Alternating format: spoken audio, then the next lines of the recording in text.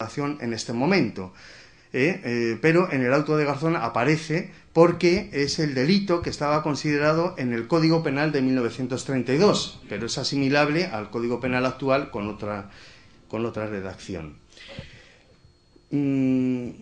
Claro, porque a veces también se dice, ¿y qué legislación vulneraron aquellos que se sublevaron? Pues evidentemente la legislación vigente en ese momento, la Constitución de 1931 y el Código Penal de 1932, claro.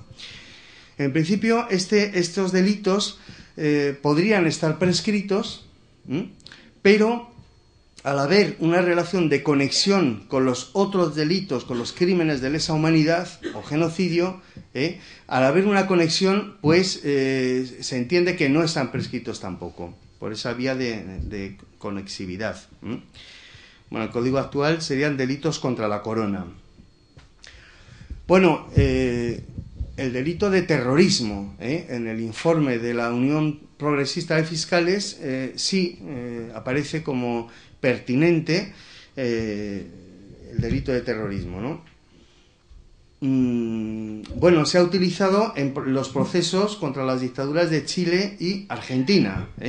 Hay que tener en cuenta que lo que se realizan, el tipo de actuaciones que tienen los militares en estos países, como aquí en España, es la realización de actos graves contra la vida, integridad o libertad personal, en relación con una banda armada. Evidentemente los que toman el poder luego se hacen dueños de las instituciones, pero lo hacen la toma de poder ilegalmente y se puede considerar banda armada.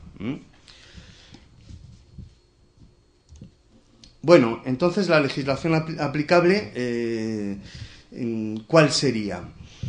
Bueno, primero, en el ámbito nacional, que voy a decir aquí es por qué estamos obligados a cumplir la legislación internacional. Lo que es un misterio es porque los jueces no aplican la legislación internacional. Eso es un misterio que se nos escapa, no sé si a los que no somos juristas, pero me parece que también a grandes juristas se les escapa porque aquí no se aplica, ¿no? Bueno, el Código Penal de 1932 y la Constitución de 1931 y, evidentemente, el Código Penal actual y la Constitución del 78, que obligan a acatar la legislación internacional. ¿Qué decía la Constitución de 1931? Artículo 7. El Estado español acatará las normas universales de derecho internacional incorporándolas a su derecho positivo. Artículo 65. Todos los convenios internacionales ratificados por España e inscritos en la Sociedad de Naciones, el precedente de la ONU, y que tengan carácter de ley internacional se considerarán parte constitutiva de la legislación española, que habrá de acomodarse a lo que en ellos se disponga. ¿Qué dice la Constitución del 78? Algo parecido con una redacción más actualizada. Hay dos artículos pertinentes. Primero, el 10.2 dice: las normas relativas a los derechos fundamentales, a los derechos humanos y a las libertades que la Constitución reconoce se interpretarán de conformidad con la Declaración Universal de Derechos Humanos y los tratados y acuerdos internacionales sobre las materias ratificados por España. Como no puede ser de otra manera, en una nación, digamos, civilizada y democrática. Y el artículo 95, que es más preciso, dice: los tratados internacionales válidamente celebrados, una vez publicados oficialmente en España, formarán parte del ordenamiento interno. Sus disposiciones solo podrán ser derogadas, modificadas o suspendidas en la forma prevista en los propios tratados, naturalmente. Bien, ahora vamos a la legislación internacional. ¿Cuáles son las referencias por las cuales estamos obligados a aplicar esa legislación internacional o a modificar las leyes internas si choca con alguno de los tratados? Es así de sencillo. Bueno, la cláusula Martens que he mencionado antes, de 1899, sigue vigente en todo caso. El Estatuto de Londres, estamos hablando del ámbito de los crímenes que se cometieron en el conflicto armado, en el conflicto bélico, ¿no? Bien, es ahí la primera vez que aparece esta expresión, crímenes contra la humanidad. Hoy la expresión es crímenes de lesa humanidad, pero se refiere a lo mismo, ¿no? Y en ese Estatuto de Londres hay tres categorías de crímenes contra la humanidad. Los crímenes contra la paz, Los crímenes de guerra, que son esos delitos, asesinatos, ejecuciones sumarias, violaciones, etcétera, etcétera, trabajos forzados, etcétera, etcétera, serían crímenes de guerra también. O la destrucción el castigo a poblaciones civiles, en fin, bombardeo de ciudades, etcétera, etcétera. Se sigue haciendo, como sabemos, ¿no? Crímenes contra la humanidad también, que serían, efectivamente, estos delitos que hemos mencionado antes, siempre que estén, o bien la persecución por motivos políticos, raciales, religiosos, etcétera. Siempre, como decía, que formen parte de un ataque contra un colectivo identificado. Bueno, la Convención para la Prevención y la Sanción del Delito de Genocidio. Aquí define, se entiende por genocidio cualquiera de los actos mencionados, y saca un catálogo: matanza de miembros del grupo, lesiones graves, sometimiento del grupo por la fuerza, a condiciones que no sean dignas o que pongan en peligro la salud o la vida, etcétera, etcétera. Siempre con la intención de destruir total o parcialmente. A veces es difícil demostrar esto en un juicio, la intención. Claro, es una cuestión muy subjetiva, demostrar la intención de alguien en un acto, ¿no?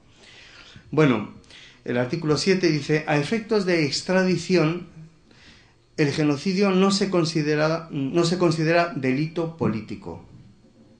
Luego veremos por qué la ley de amnistía, que se saca tanto a pasear, pues realmente es que no se puede esgrimir para exculpar este tipo de delitos.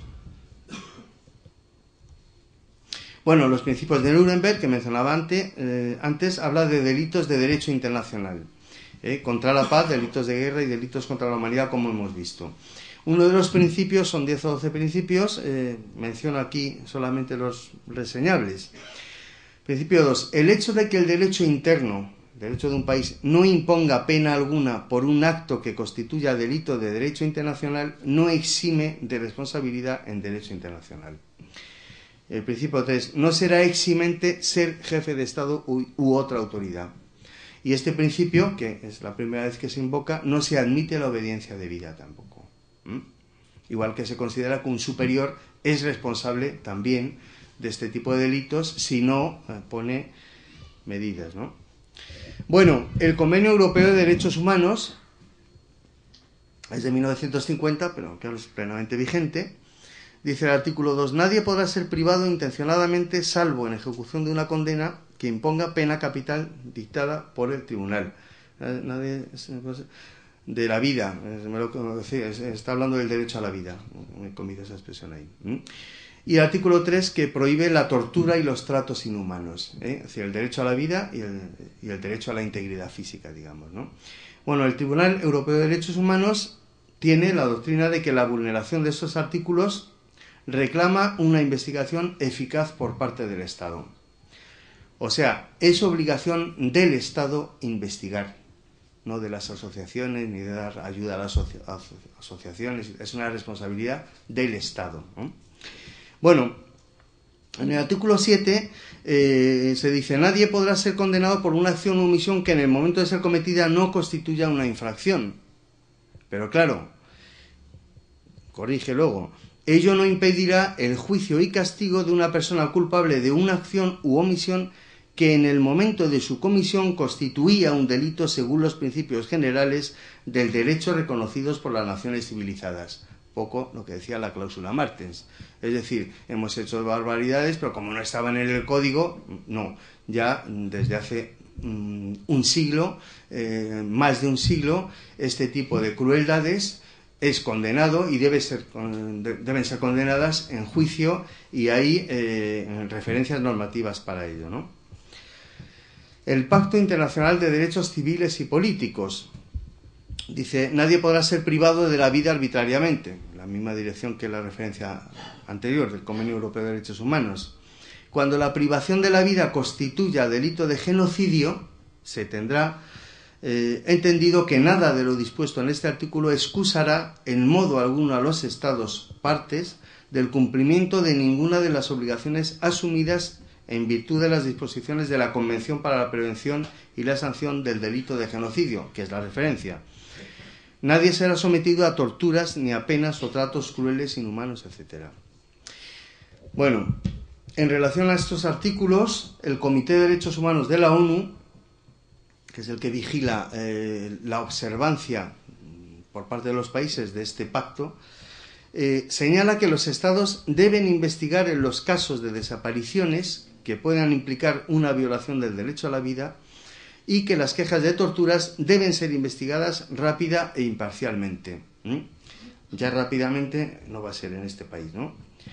Bueno, el Pacto Internacional también de Derechos Civiles y Políticos, más adelante en el artículo 15, en la misma, una redacción muy parecida al Convenio Europeo de Derechos Humanos, dice: nadie será condenado por actos que en el momento de cometerse no fueran delictivos, pero aclara más adelante: nada de lo dispuesto en este artículo se opondrá al juicio ni a la condena de una persona por actos o omisiones que en el momento de cometerse fueran delictivos según los principios generales del derecho, etcétera.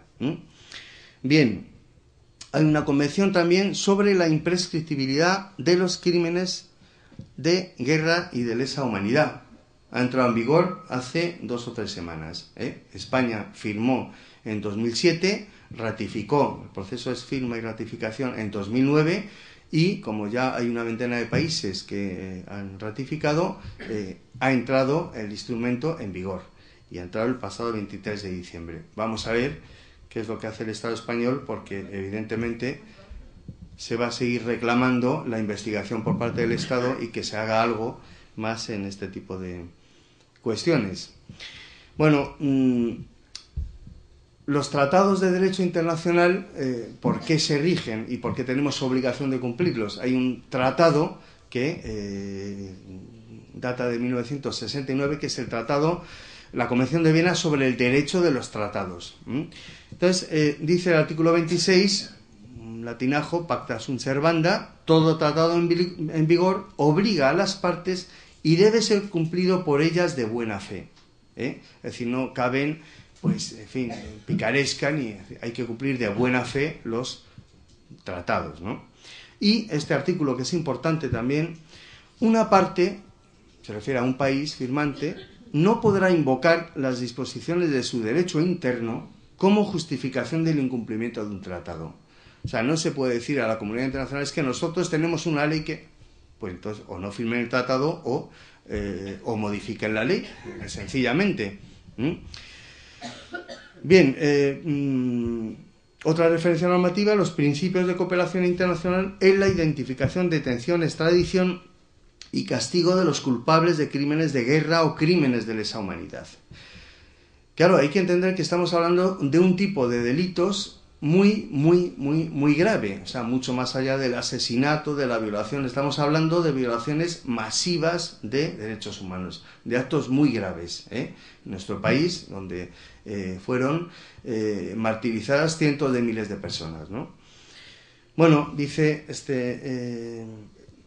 esta norma: los crímenes de guerra y los crímenes de lesa humanidad, donde quiera y cualquiera que sea la fecha en que se hayan cometido, serán objeto de investigación, y las personas contra las que existen pruebas de culpabilidad en la comisión de tales crímenes serán buscadas, detenidas, enjuiciadas y, en caso de ser declaradas culpables, y castigadas. Esa es la obligación que tienen todos los estados que forman la comunidad internacional. Los estados no adoptarán disposiciones legislativas ni de otra índole que puedan menoscabar las obligaciones internacionales que hayan contraído con respecto a la identificación, la detención, la extradición y el castigo de los culpables de este tipo de crímenes, crímenes de guerra y de lesa humanidad.